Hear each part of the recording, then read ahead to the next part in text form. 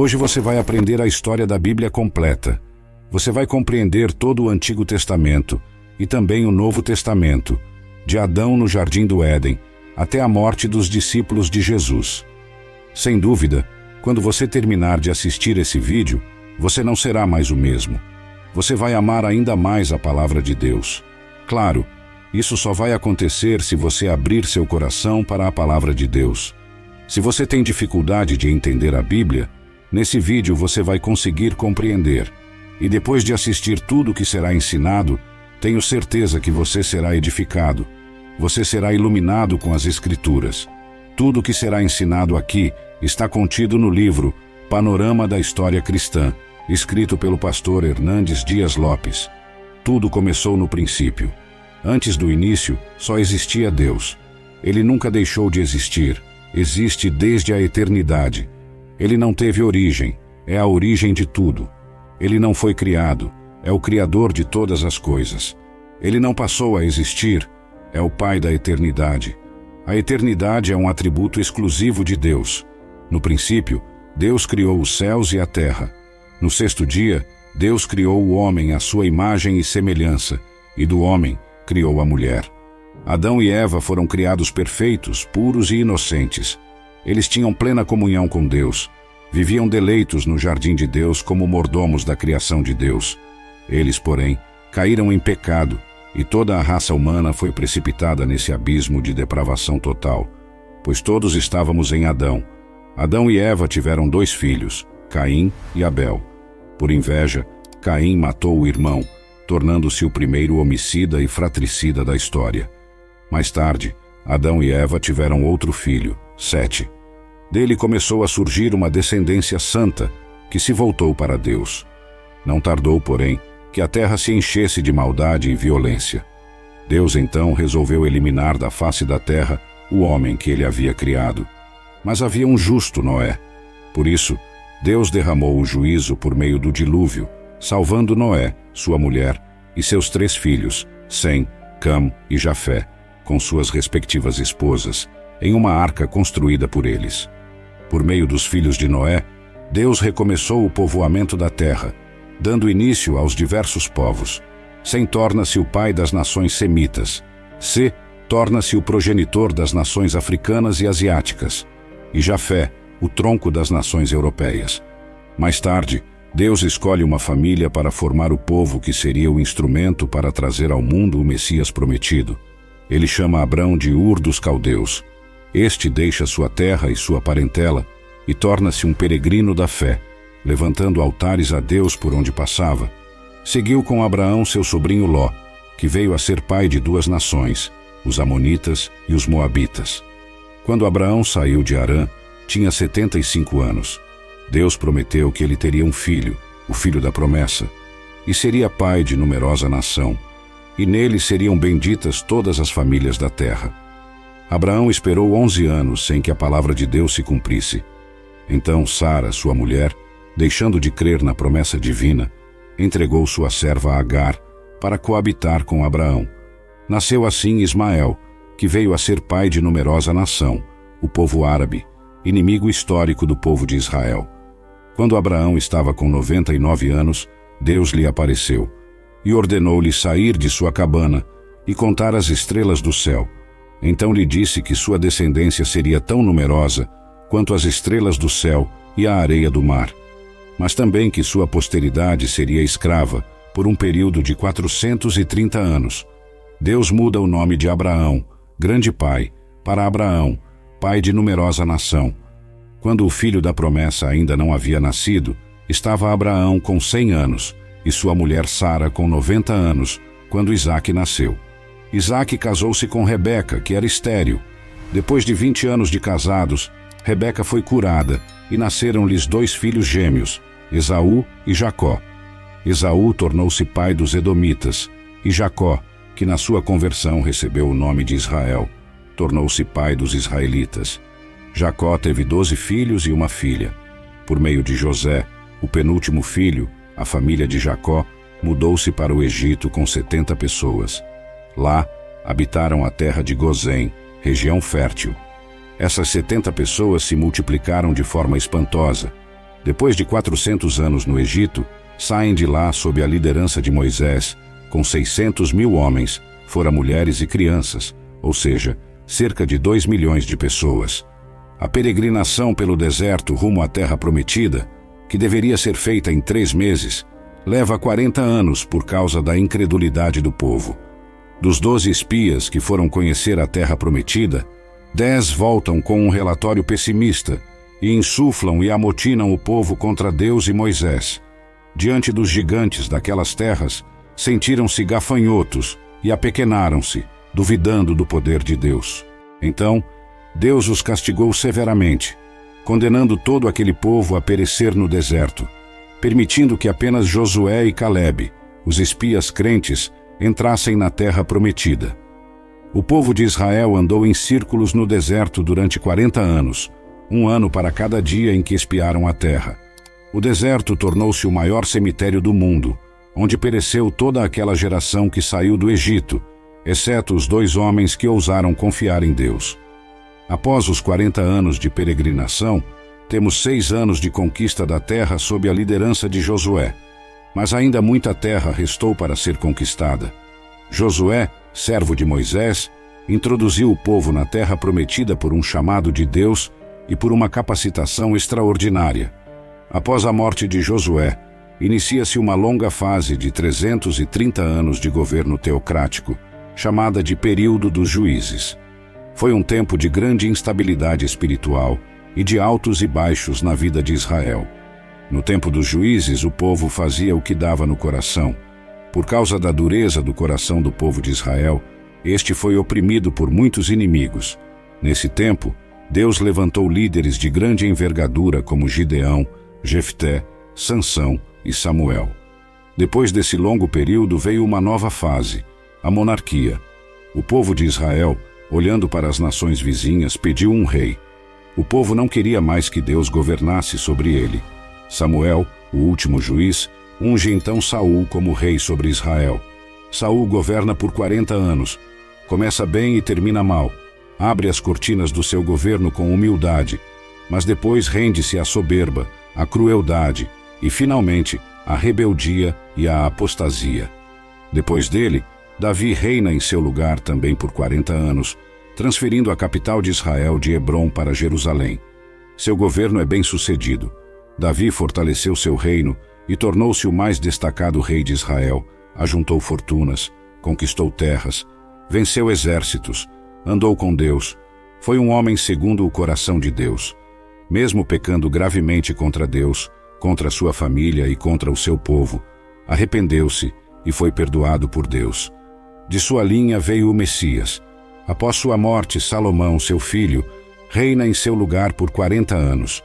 Pediu a Deus sabedoria, e Deus lhe deu sabedoria e riquezas. Tornou-se um homem notório em seu tempo, edificou o templo de Jerusalém e desfrutou de paz em seu governo. Porém, por causa de suas muitas mulheres, teve o coração corrompido. Só na velhice, Salomão se volta para Deus e se arrepende de seu pecado.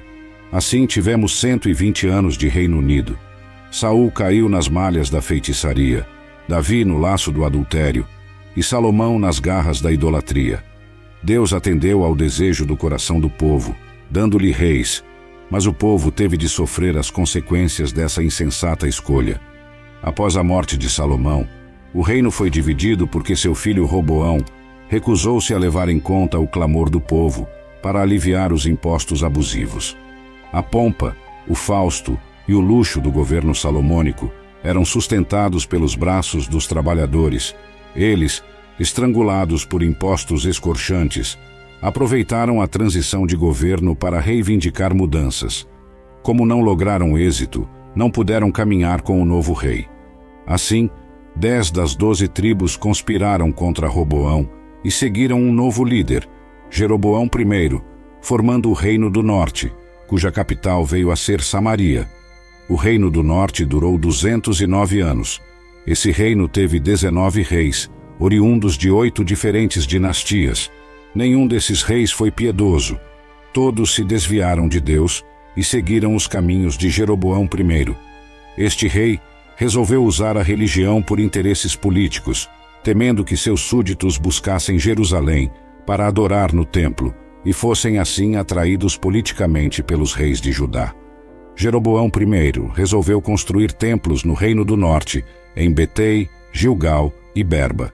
Neles, colocou um bezerro de ouro e induziu o povo a adorá-lo como se fosse o próprio Deus.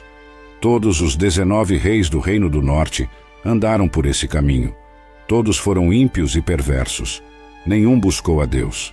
O Senhor levantou, nesse tempo, alguns profetas para denunciar o pecado dos reis da nação e dos profetas da conveniência, assim como dos sacerdotes subornados por dinheiro.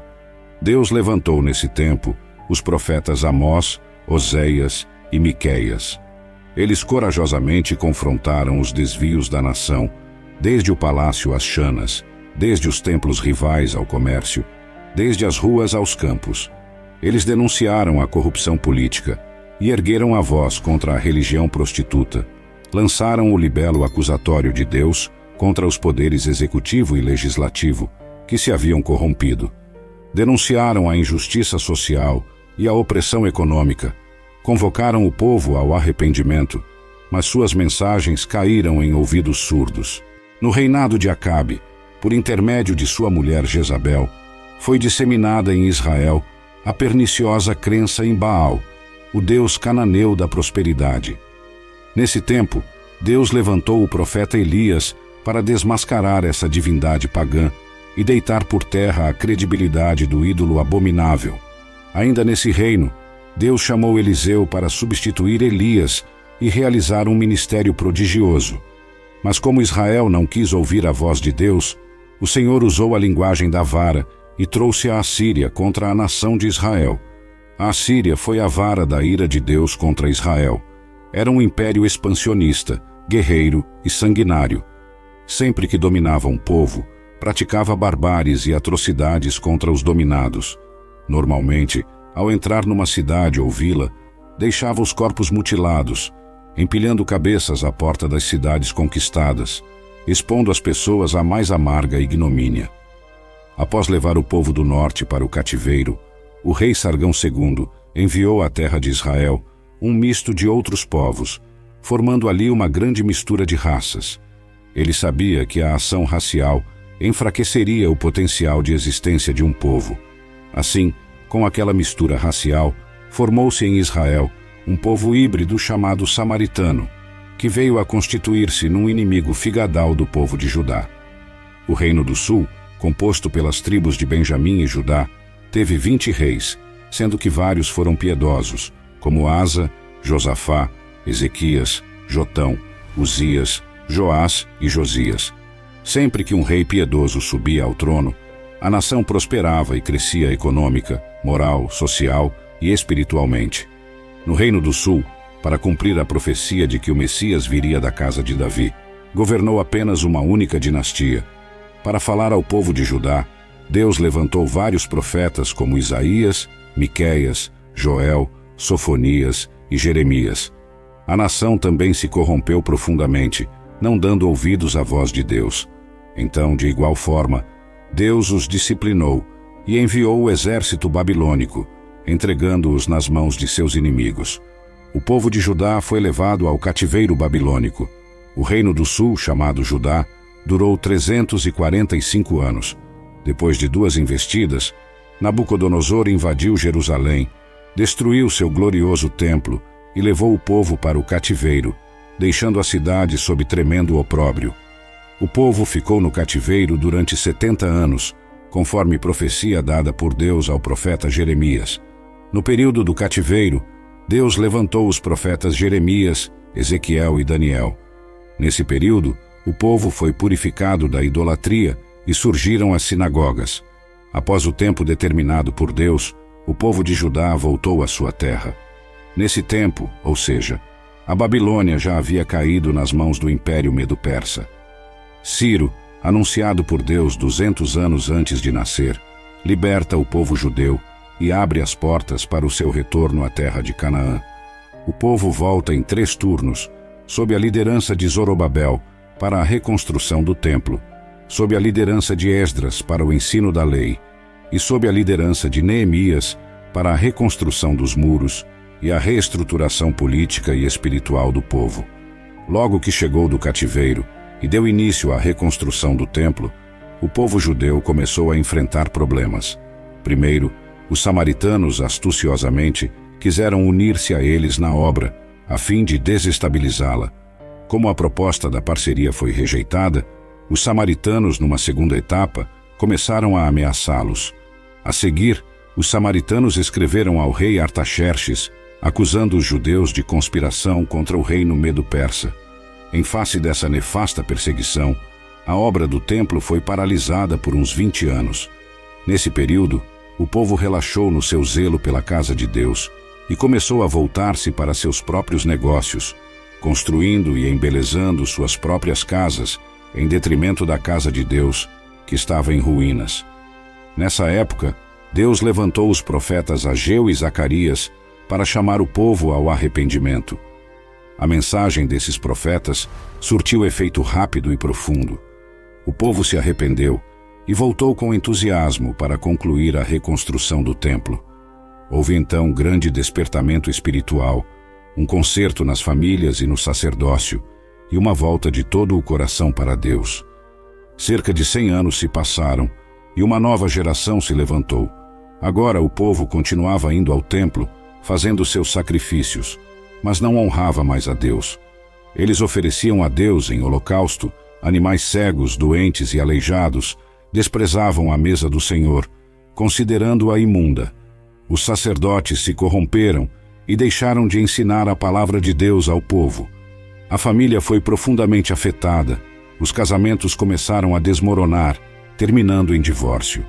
O povo não acreditava mais que Deus fosse capaz de julgá-lo, por isso relaxou na devolução dos dízimos. Embora continuasse a frequentar o templo, estava longe de Deus. Nesse tempo, Deus levantou Malaquias para chamar o povo ao arrependimento. Assim, encerrou-se o Antigo Testamento, 400 anos antes de Cristo. Depois do profeta Malaquias, temos um longo período de 400 anos, chamado período interbíblico, ou período do silêncio profético. Nesse tempo, foram escritos os livros históricos religiosos não canônicos, os livros apócrifos. Também foi traduzido o Antigo Testamento do hebraico para o grego, dando à luz a famosa versão denominada Septuaginta. O Império Medo-Persa caiu nas mãos do Império Grego. Alexandre o Grande, depois de conquistar nações e reinos, morreu precocemente aos 33 anos de idade, chorando por não ter mais terras para conquistar. Ele expandiu poderosamente seu império, disseminando a cultura helênica e a língua grega, tão úteis mais tarde para a divulgação rápida e sem fronteiras do Evangelho. Com a morte de Alexandre, o reino caiu nas mãos de 4 generais, importando aqui ressaltar o domínio dos Ptolomeus egípcios e dos Seleucidas sírios, que estiveram sempre em conflito. Israel foi ora dominado por um, ora por outro. Nessa época, Antíoco Epifânio ultrajou os judeus, sacrificando um suíno no altar do templo em Jerusalém, o que era uma abominação para eles. Esse fato deu início à Guerra dos Macabeus, vencida por Judas Macabeu, depois de muito sangue derramado. Mais tarde, no ano 63 a.C., Pompeu conquistou Jerusalém, e os romanos passaram a dominar Israel. Herodes o Grande reinou em seu lugar. Herodes o Grande foi um grande administrador. Ele ampliou e embelezou o templo de Jerusalém, construiu o porto de Cesareia, abrindo caminho para o comércio internacional e facilitando as viagens dos missionários para o mundo. Construiu a fortaleza de Masada e muitos palácios e fortalezas. Porém, Herodes era um homem inseguro e violento. O medo de perder o trono o atormentou durante toda a sua vida. Casou-se 10 vezes, teve muitos filhos. Quando se casou com Mariana, mulher da nobreza, mandou matar todos os nobres de sua família, com medo de perder o seu trono. A pedido de sua sogra, nomeou Arolo, seu sobrinho com apenas 17 anos de idade, como sumo sacerdote de Jerusalém. Mais tarde, ao ver que este conquistava a simpatia do povo, mandou matá-lo. Sua sogra, com medo, fugiu para o Egito, mas Herodes enviou seus emissários atrás dela para matá-la. César Augusto o chamou a Roma por causa de suas atrocidades. Antes de ir, porém, mandou matar sua mulher Mariana, com receio de que ela conspirasse contra ele em sua ausência. Mais tarde, enviou 2 de seus filhos a Roma para estudarem. Sua irmã Salomé ensinou que eles voltariam mais preparados para assumir o trono. Herodes não hesitou, mandou estrangular seus 2 filhos. Antes de morrer, fez sua irmã Salomé jurar que mataria pelo menos um nobre de cada família de Jerusalém, porque queria choro em seu funeral. Esse foi o homem que ficou alarmado quando soube pelos magos que um menino havia nascido em Belém da Judéia para ser rei de Israel.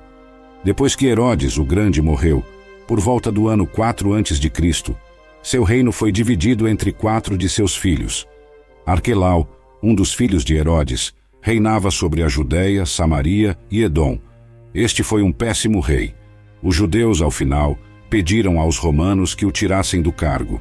Roma, preocupada com os constantes problemas na Judéia, instalou ali um procurador ou governador romano. Assim foi que os romanos começaram a governar diretamente a Judéia. Nesse momento, Pilatos era o governador.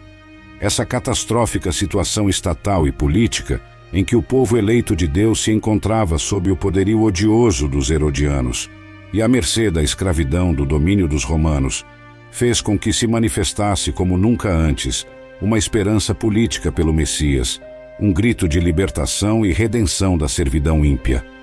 Foi então nessa época que Jesus, na plenitude dos tempos, cumprindo as profecias bíblicas, nasceu em Belém da Judéia. O Verbo eterno se fez carne e tabernaculou entre os homens. Ele habitou entre nós, cheio de graça e de verdade. Ele vestiu pele humana, calçou as sandálias da humildade, pisou o nosso chão, comeu o nosso pão, bebeu a nossa água, sentiu a nossa dor, chorou as nossas lágrimas, carregou sobre seu corpo no madeiro os nossos pecados e ressuscitou em glória para a nossa justificação. Tanto a cultura helênica quanto a romana se uniram à contribuição dos judeus na vinda do Messias ao mundo. Quando Jesus nasceu, a Palestina estava sob o domínio de Roma.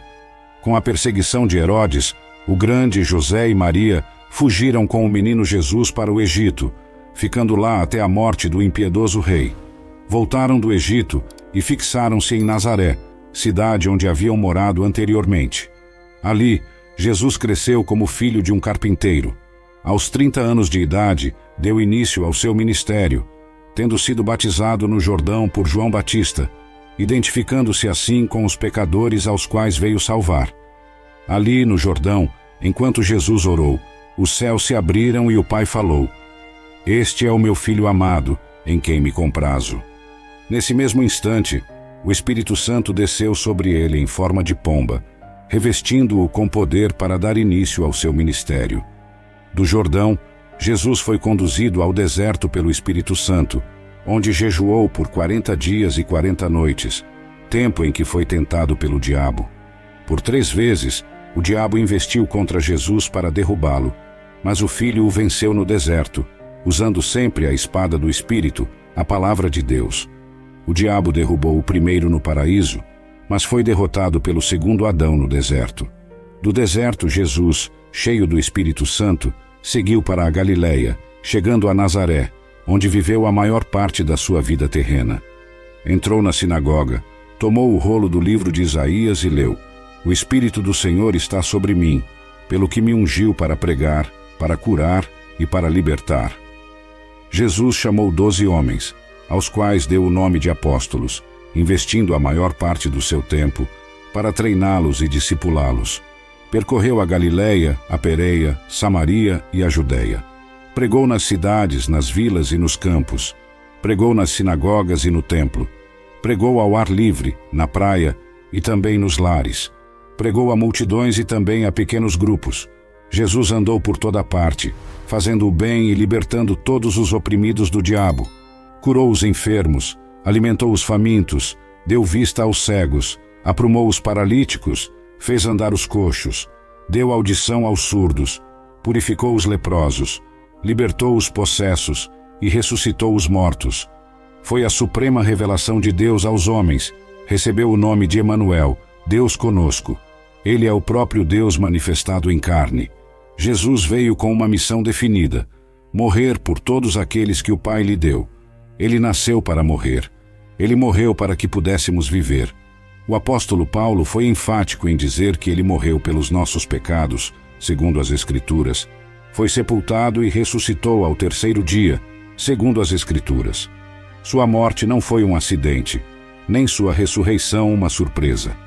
O diabo usou diversos artifícios para demovê-lo da cruz, mas Jesus marchou para ela como um rei caminha para a coroa. Na cruz, Jesus esmagou a cabeça da serpente e triunfou sobre os principados e potestades, expondo-os ao desprezo.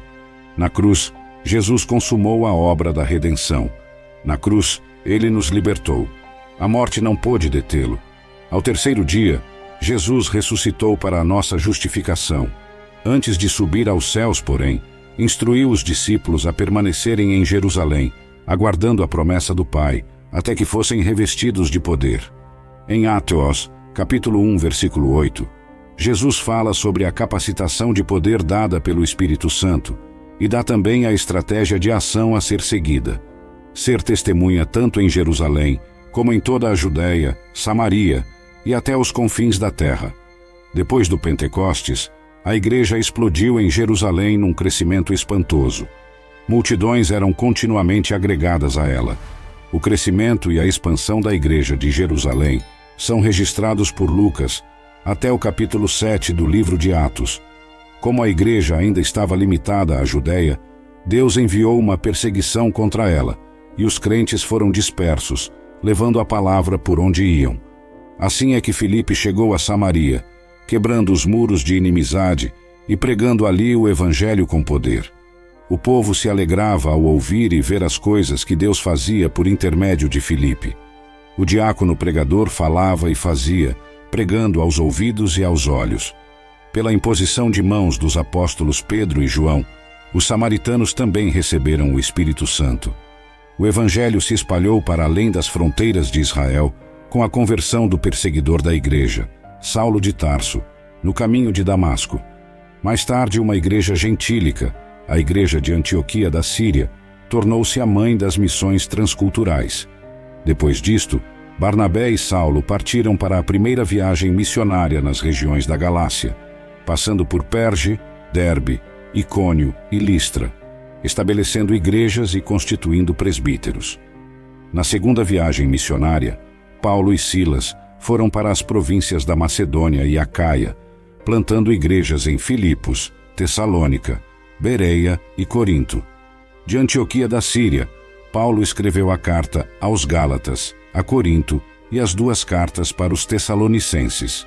Na terceira viagem missionária, Paulo visitou a província da Ásia Menor, permanecendo 3 anos em Éfeso, a capital da província, de onde escreveu as duas cartas à igreja de Corinto. Nessa cidade cosmopolita, de mais de 300.000 habitantes, havia o templo da deusa Diana, um palácio de mármore 4 vezes maior do que o Partenon de Atenas, das 7 maravilhas do mundo antigo. Nos anos que Paulo passou na Ásia Menor, foram plantadas igrejas em toda a província, como as de Pérgamo, Tiatira, Sardes, Filadélfia, Laodiceia, Colossos e Hierápolis. Em virtude da fome que assolou o mundo no tempo do imperador Cláudio, os judeus foram expulsos de Roma, conforme registrado no livro de Atos, capítulo 18, versículo 2. Paulo, então, fez uma grande coleta entre as igrejas gentílicas para levar aos pobres da Judéia. Ao embarcar rumo a Jerusalém, comunicou aos presbíteros de Éfeso que, de cidade em cidade, o que o aguardava eram cadeias e tribulações. Não obstante, não levava em conta sua própria vida para cumprir seu ministério de anunciar o evangelho da graça de Deus. Antes de embarcar para Jerusalém, escreveu sua mais robusta epístola, a Carta aos Romanos, onde compartilhou seu desejo de visitar a capital do império e repartir com a igreja a palavra, sendo por ela enviado até a Espanha. Mesmo levando significativa ajuda financeira aos pobres da Judéia, Paulo foi preso em Jerusalém e dali transferido para Cesareia, onde foi acusado durante 2 anos pelos judeus sob a égide dos governadores Félix e Festo. Em face da tendência de Festo de entregá-lo nas mãos do Sinédrio, que planejava sua morte, Paulo, usando os privilégios de sua cidadania romana, optou por ser julgado em Roma. Na viagem para a capital do império, enfrentou um terrível naufrágio. O navio se despedaçou por inteiro, porém todos os passageiros e tripulantes foram salvos miraculosamente, conforme promessa de Deus a Paulo. Na ilha de Malta, onde chegaram, uma víbora picou a mão de Paulo, mas Deus neutralizou o veneno letal da cobra e ainda usou seu servo para curar todos os enfermos da ilha. Assim, os malteses enviaram Paulo a Roma com todas as suas necessidades supridas. Ali, permaneceu preso durante 2 anos em uma casa alugada. Dali, Paulo evangelizou a guarda pretoriana, estimulou os crentes a trabalharem e escreveu cartas para Efésios, para Filipenses, Colossenses e para Filemon. Após esse período, Paulo foi liberado da prisão. Então, escreveu a primeira carta a Timóteo e a carta a Tito. Mas a partir do ano 64, a perseguição à igreja, em vez de ser religiosa, passou a ser política, e Paulo retornou à prisão, sendo encerrado numa masmorra, um porão subterrâneo, escuro, úmido e insalubre. No dia 17 de julho do ano 64, a cidade de Roma, com mais de 1 milhão de pessoas, foi incendiada. Nero, o imperador, vestido de ator, subiu para o alto da torre de Mecenas, de onde assistiu ao espetáculo horrendo das chamas devorando a cidade. Foram 7 noites e 6 dias de incêndio. Quando as chamas apagaram, 70% da cidade estava destruída. Dos 14 bairros de Roma, 10 deles foram devastados pelas chamas.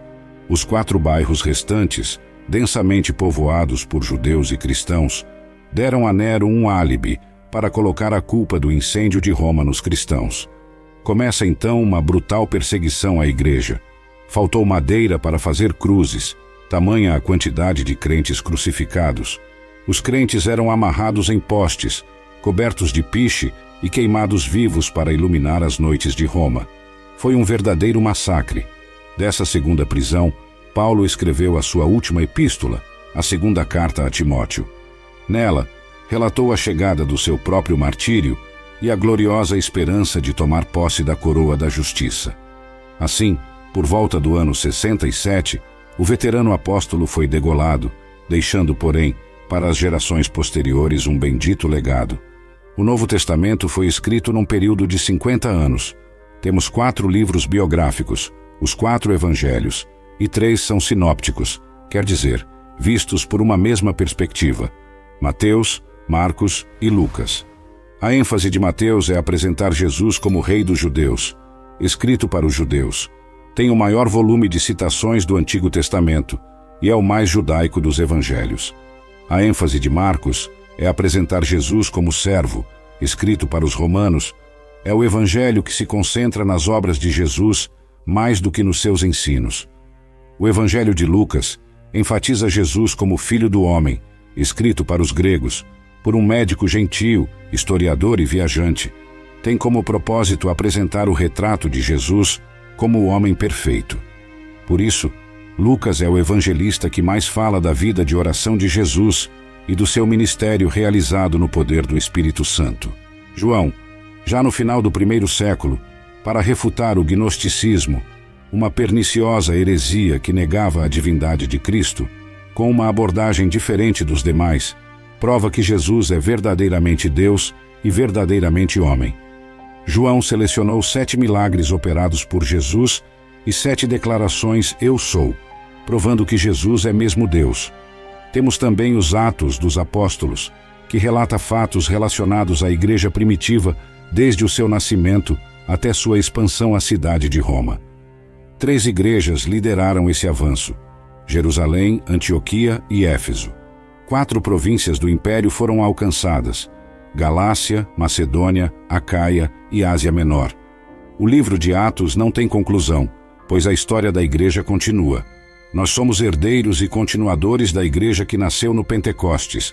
Temos também as cartas do apóstolo Paulo às igrejas de Roma, Galácia, Éfeso, Filipos, Colossos e Tessalônica, bem como suas cartas pessoais a Timóteo, Tito e Filemão.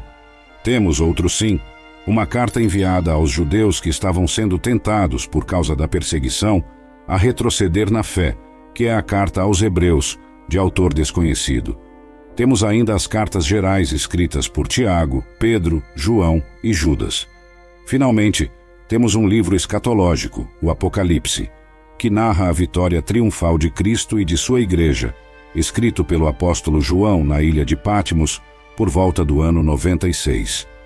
Espero que você tenha aprendido sobre essa história. Deus abençoe sua vida.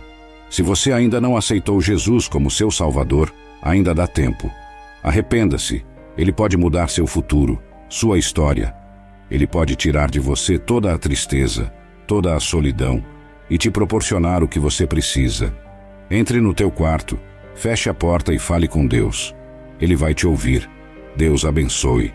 Se você gostou do vídeo, não esqueça de curtir e se inscrever no canal.